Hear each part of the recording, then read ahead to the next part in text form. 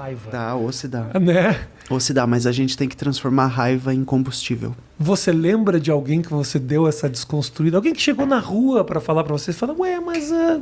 Eu faço isso todo tempo, eu só faço isso, né? Esse vídeo que você tá falando, que é num lugar público, tem uma pessoa que fala, eu detesto música, alguma coisa como, eu detesto música drag, mas algumas eu aprendi a amar. Eu normalmente detesto música drag, mas algumas eu aprendi a amar. Eu falo, você normalmente detesta e aprendeu? Não tem alguma coisa errada aí? Você não devia ser uma pessoa que normalmente gosta ou não tolera e aprende a amar, né? Você não devia ser uma pessoa que normalmente ama? Um bebê, uma criança, eles normalmente detestam ou eles normalmente amam? Vem um pouco... Não sou nenhum estudioso, nenhum filósofo, mas tenho minhas teorias, né?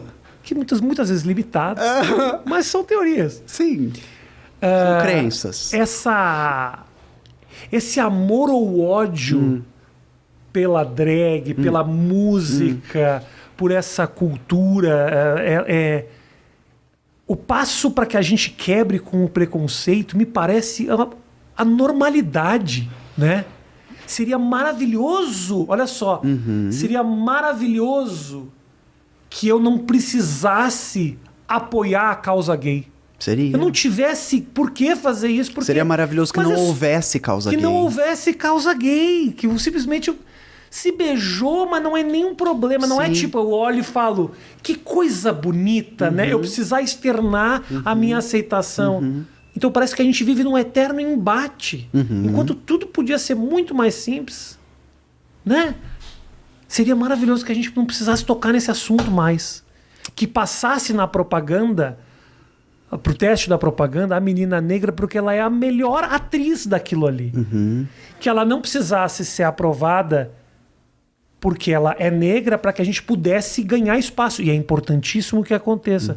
Mas que a gente normalizasse e a disputa fosse de igualdade. Mas a gente está vivendo um momento em que precisa empurrar para chegar nessa igualdade. Né? E tem mais. Se a gente vai... Se o nosso projeto é a igualdade, a gente precisa se perguntar por que o nosso processo é desigual. E o nosso processo é desigual por causa de uma trajetória de organização. A gente organizou a sociedade não dando espaço para essas pessoas. A gente organizou a sociedade super explorando essas pessoas. A gente organizou a sociedade excluindo, silenciando, assassinando essas pessoas. E agora essas pessoas querem igualdade. Voz, né? Já pensou se elas quisessem vingança? O que não seria... O que não seria nenhuma surpresa, né? Não seria. Então, assim, o que as pessoas reacionárias não conseguem entender é que tá muito pouco. Tá muito pouco. Enquanto essas pessoas lutam por um espaço na TV, tá muito pouco. O que aconteceria se elas lutassem por reparação de uma dívida histórica? O que aconteceria se elas lutassem por vingança? O que aconteceria se a etnia dos povos negros em diáspora acordasse amanhã e falasse: para cada negro que morreu do 1400 ao 1900, a gente vai matar um branco agora? É importante branco, eu falo de cima da minha branquitude. Eu fiz um vídeo recentemente falando que o primeiro passo é assumir os privilégios e entender que a gente está numa posição extremamente privilegiada, que quando eu ia com meu amigo Márcio no supermercado, não tinha segurança que me acompanhava no Hortifruti Grangeiro. Então, assim, vai demorar um tempo e nós vamos ter que engolir uns sapos, sim, durante um tempo para poder... Mas se você acha que está engolindo sapo, você não entendeu nada. Retiro o que eu disse. Usei a expressão errada. Porque não é sobre engolir sapo. É sobre reparar um mundo merda que a gente recebeu. É isso mesmo. Não tem nada de sapo. Né? Se a gente está engolindo sapo, o que eles estão engolindo? Lava? Não, tá certo. Né? Usei a expressão equivocada. Mas é isso mesmo. Precisa, de alguma maneira, a gente conseguir, para normalizar, para a gente viver numa sociedade igualitária, algumas injustiças precisam ser reparadas. Algumas né? estruturas precisam ser refeitas. A cota na universidade, isso tudo é uma maneira de reparar algo que foi feito. Para poder olhar para frente, respirar todo mundo e conviver nos mesmos espaços. Né? Sim. Vai ter a empresa que vai querer um chefe negro, sim, porque isso cria uma cadeia gigantesca de pessoas próximas, de inspiração, de gente. Melhora a situação financeira de uma família negra que no futuro vão ter filhos negros que vão ter oportunidade de entrar numa universidade privada. Então é uma cadeia que ela precisa ser modificada. Né? Sim, e vai para além, né? Existe esse interesse que é mercadológico, que é financeiro, mas a ideia de uma emancipação é a ideia de que não basta corpos diferentes ocuparem o topo, porque sempre vai ter a base. Então, assim, vai ter um chefe negro, mas as moças do café vão ser de que cor? Mas a tia da limpeza vai ser... Entende? Então, não basta apenas ocupar espaços do topo com corpos diversos. A gente precisa achatar topo e base para que tenha mais gente no meio. Precisa ter menos posição de liderança e poder e menos posição de subalternidade e serviço. A gente será que isso não... Esse processo, que é um processo que é um sonho que a gente consiga realizar isso, ele não é muito dificultado pela situação financeira, né?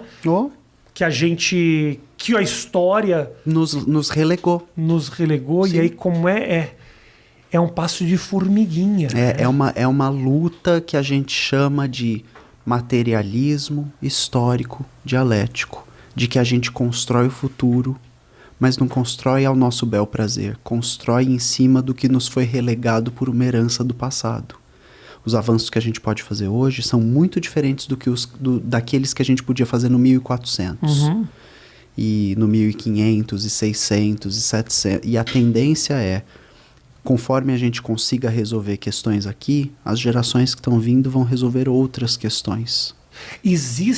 Eu não quero entrar no papo velho existe exagero no ativismo, porque eu já...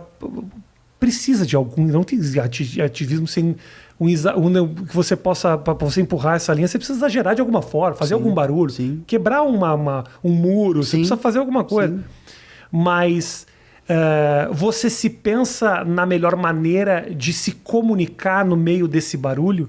Porque o que você falou agora da pergunta, eu acho incrível. Sim. Que é uma maneira diferente e complementar, talvez, a gritaria, o protesto, a faixa. Sim. Mas é muito eficiente, né? Porque ele propõe a pergunta.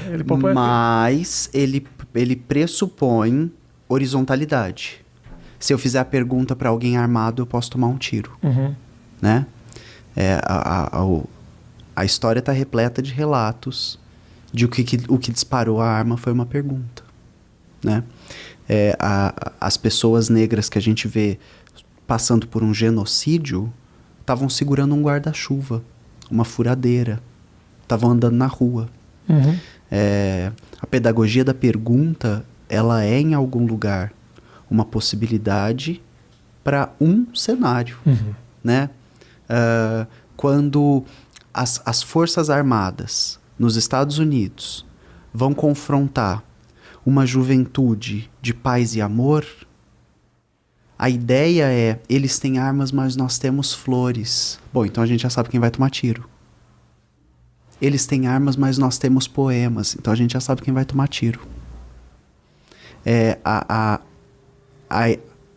O conflito material, o poder material, é derrotado pela via material. Só que tem essa coisa mágica, que é quando a teoria atinge o povo, isso vira uma força material. A informação, você fala? Eu digo um outro modo de ver a realidade, porque eu não sei se é informar, sabe? Eu acho que tem mais a ver com formar do que informar. É poder formar uma população que fale, não é nessa direção. qual é